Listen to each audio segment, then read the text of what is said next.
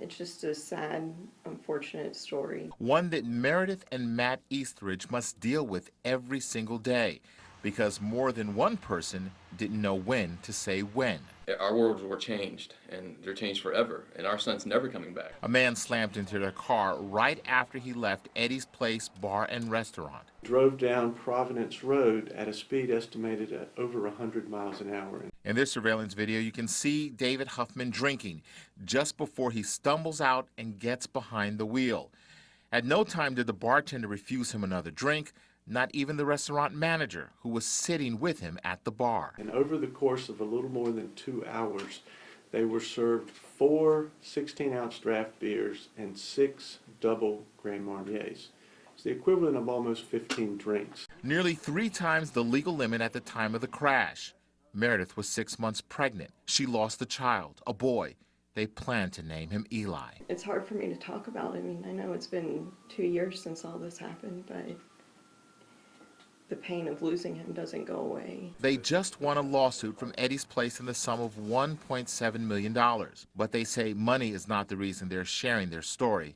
It is what they want to see changed. We want bars and restaurants in our state to adopt responsible alcohol retailing policies. Their attorney says North Carolina already has laws on the books forbidding establishments from serving customers who appear intoxicated. To make sure that everyone from the owner down to the person who hands the glass to the customer knows what to look for. Matt and Meredith were able to have another child, Sloan. But they hope bars and restaurants will learn from their tragedy. This is the only thing we can do for him. You know, he's gone. Richard Devane, NBC Charlotte.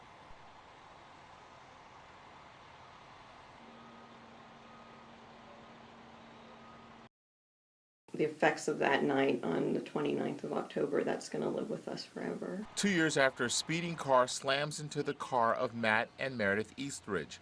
Meredith was 6 months pregnant. She lost her child. They plan to name him Eli. It's hard for me to talk about. I mean, I know it's been 2 years since all this happened, but the pain of losing him doesn't go away. Especially when you consider others could have prevented what happened.